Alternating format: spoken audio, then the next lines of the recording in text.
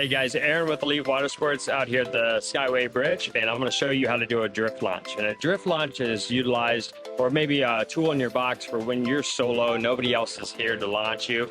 I actually use it when the beaches are super condensed or populated with other riders, or maybe I have a beach that doesn't even exist. Maybe there's no area to actually launch a kite, and I need to do everything in the water, like maybe a boat start or whatnot, okay? So this can be used in many different situations, all right? So what I'm gonna do is I'm gonna make sure that the kite is set up correctly. Number one, correctly, okay? Red is on red, green is on green as far as the pigtails go, so that when I look at this bar and grab it the very first time, I know that red should be on my left-hand side if I connected it correctly. So when I go to fly the kite, I know exactly what side this bar should be on, all right? After I get it all set up and know for a fact that none of the lines are tangled, I'm gonna go ahead and look at my bar, get it connected, get the chicken loop, the donkey deck, and the leash attached, and I can wrap up the bar, all right? The reason why I attach it to myself is so that now I don't inadvertently invert my bar.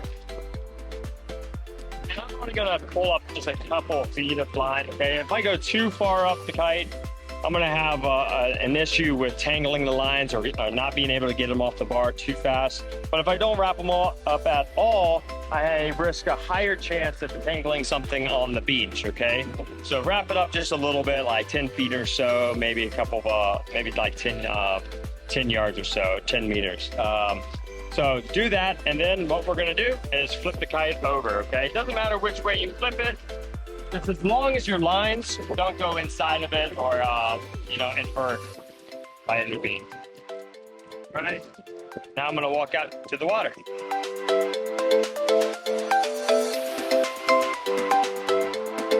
All right, everyone, we're now out away from the beach, maybe a little bit further than we normally are when we first launched the kite.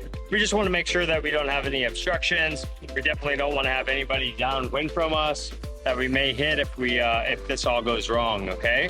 But, relatively speaking, we did our lines correctly, and we have a couple different rules of thumb, as far as like connecting the bar to us so we don't invert our lines, and making sure that red is on red and green is on green, okay?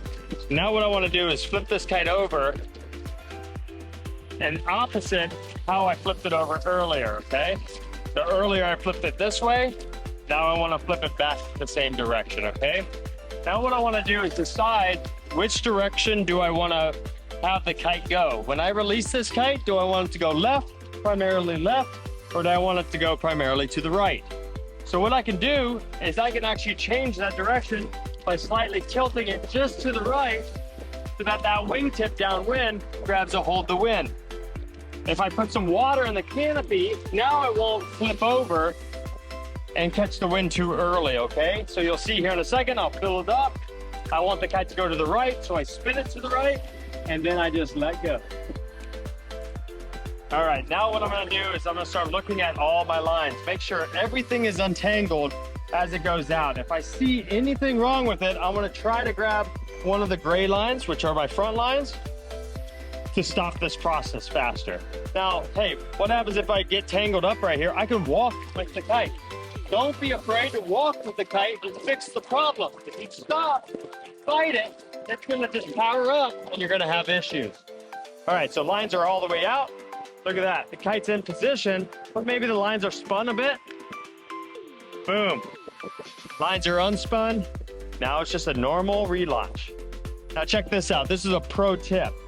If I just stand here and have this kite drag itself to the edge of the window, it might be too powerful and it might be yanking me.